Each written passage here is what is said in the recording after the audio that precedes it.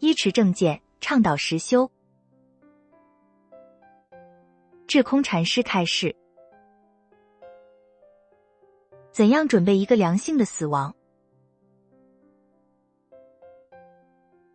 有徒弟问：生病不治疗，算不算自杀？师父开示：有病还是要治病，但是如果实在是病入膏肓，没必要救治的病，假如是我就不治疗了，拿那些钱来放生，如果可以好了就好了，不好就走了。死亡的这一道关是每个人一定要去体验的，体验死亡是非常难得的修行机会。人死是个幻象，你可能觉得，哦，要死了，只是这是个假象啊。你也许会换一个更好的、更便于修行的生命形式，比如再来换个年轻一点的、容易修行的人的生命形式，或做天人。你要好好发愿，下一生好好修行，这样的话还是很好的。也就是说，人都会死的，死并不可怕，你要珍惜这次死的机会，你要准备一个良性的、胜利的死亡，也可以选择一个更好修行的生命形式。怎么样准备一个良性的死亡呢？注意以下几点：一，把你最重要的东西拿去布施。布施给三宝，布施给寺庙，布施给出家人。你要记住你的这一件伟大的布施的善事。当然，布施是越多越好，不要等死了，想做功德给自己都没有机会了。好多人死以前非常的抠门，连家人都舍不得给，结果弄房产弄田地，弄来弄去都帮不了自己，死后所有财产都给了冤亲债主。所以活的时候赶快去布施，而且要记得这些布施的事情。二，赶快处理生活中必须要处理的事，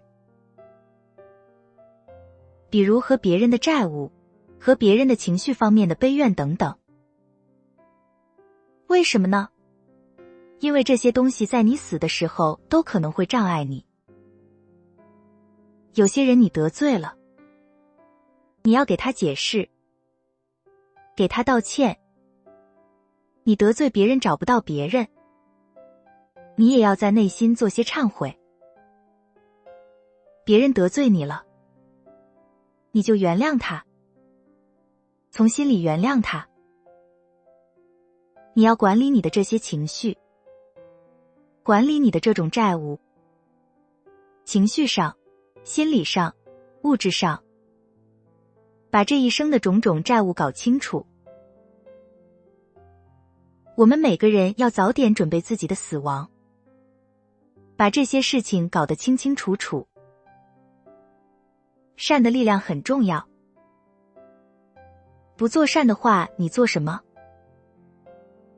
因为你死的时候，啥都靠不上，只能靠自己生前做的那些善事。死的时候，记住那些善事去死，你内心会很舒服。我做了那么多的善事，绝对没事。这是一个非常重要的概念。三，要想着一个往生目的地。你要去哪里？你想下一生做什么？如果必须要走，那你就要设计好要去的地方。你要说下世还要做人，那你要做个什么样的人？当然一定要和修行有关系。你要记清楚，必须要发愿。如果你下一生要去极乐世界或去其他世界也好，不管你要去哪里，你要定个方向，一定要决定方向。4. 告诉你的家人，在你临终的时候如何对待你，